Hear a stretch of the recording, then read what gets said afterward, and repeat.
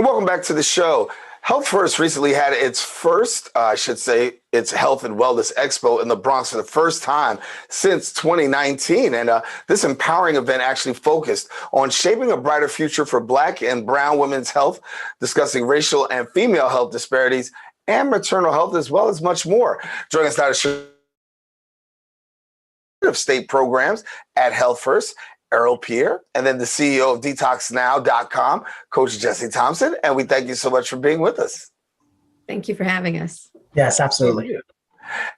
I'll start first with you, Errol. When we talk about health disparities, obviously in the African-American community, and we know that in communities of color, there always seems to be this lagging number when it comes to how we measure up against others in the area of health. I know it's a topic of discussion that you're not just talking about, but that you're handling head on. Absolutely, yes. So a lot of the reasons why we see some of these unequal health outcomes has a lot to do with our surrounding areas. So while 20% of someone's health outcome has to do with their access to a doctor, their access to a hospital, their insurance, 80% of the reason why they're either healthy or not has to do with extemporaneous things like where you live, your access to healthy foods, if your environment is safe, is there a place where you can have playgrounds where you can work out. And so what we're trying to do is remove those barriers that stop someone from being healthy. And so this expo exactly did that. We brought healthcare to the members. We brought screenings, we brought information, we brought it to the community so that they didn't have to search for it. Yeah. And so, Coach Gessie, talk to me a little bit about the work that you do. I know that you're empowering and the work that is going forward in helping people change.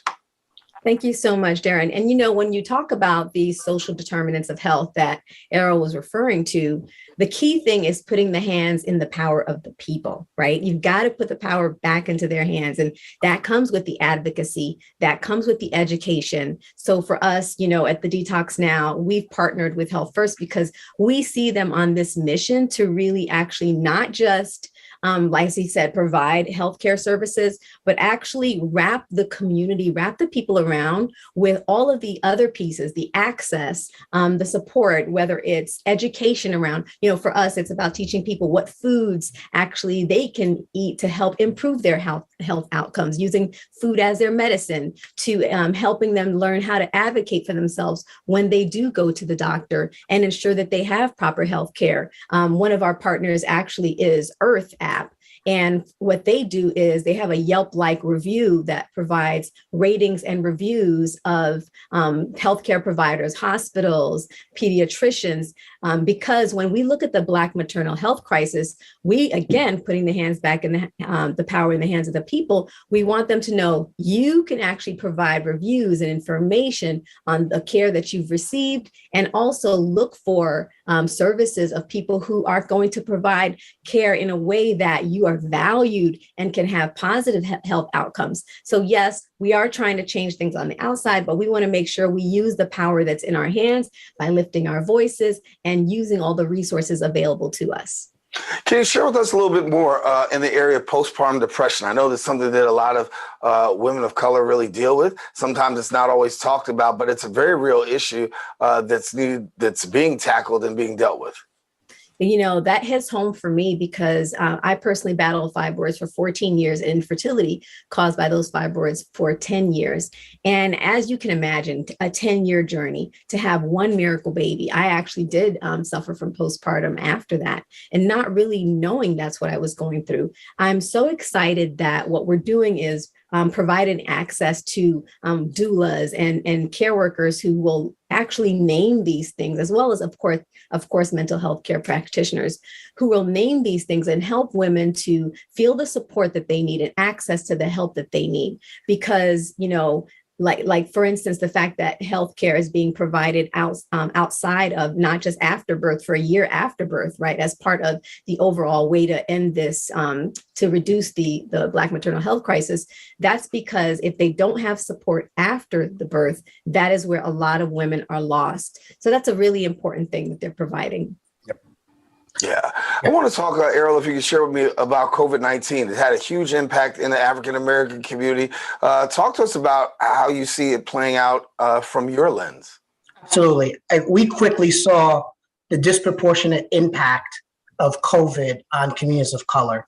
So places like Elmhurst, Queens, places like the Bronx had exacerbating rates of one, COVID positive rates, and then two, an inability to get vaccinations. And so we were, and also disinformation. People were unsure about what vaccination to choose. So we were front and center in making sure that we would help people book an appointment. We had a phone line. People could call us. We would be the ones doing all the work to get their information, get them an appointment, and then share with them where to go. We actually had over 400 volunteers from Healthfirst that volunteered at vaccination sites because everyone needed a hand on how to get all these long lines shorter and helping seniors get vaccinated. We were proud to even send people to people's homes to get vaccinated. We did educational campaigns to make people aware of the vaccinations, what's in it, and dispel any rumors or myths that it wasn't safe. It was a ton of work that we did in the community with our partners to make sure that the education was there. Now, once you're vaccinated, that's the one piece. The other piece is you have to continue to make sure that you're healthy and you make sure that you take advantage of preventive care medicine.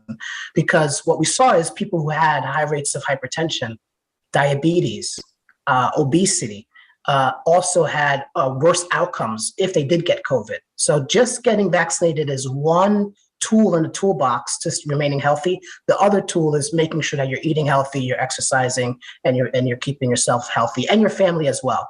Now we're just looking towards the impacts of what we call long COVID.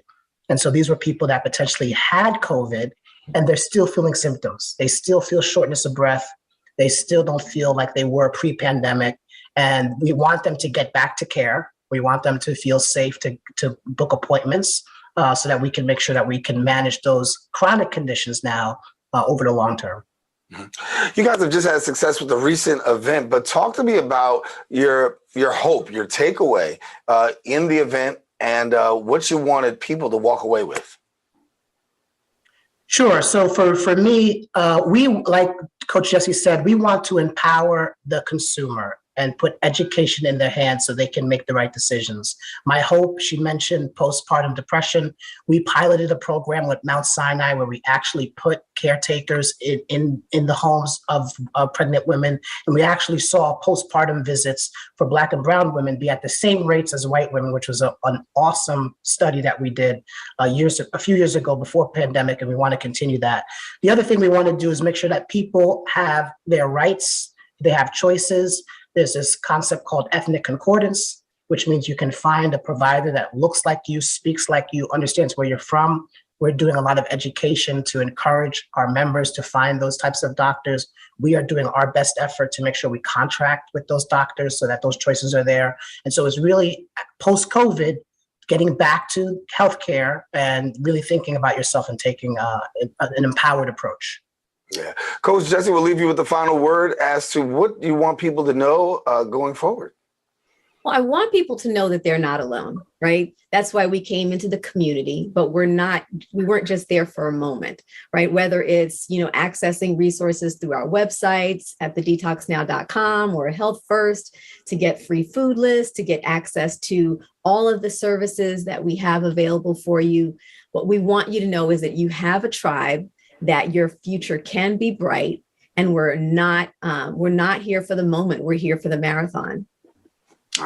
Coach Gessie, Errol, we want to thank you so much for being with us. Great information being shared. Of course, we will pass the information on. Our viewers had a chance to look at the lower thirds on the screen to be able to know the websites to be connected to, and hopefully somebody will take advantage of taking advantage, I should say, of the services that you guys provide. Thank you so much for being with us. Thank you. Thank you for having us.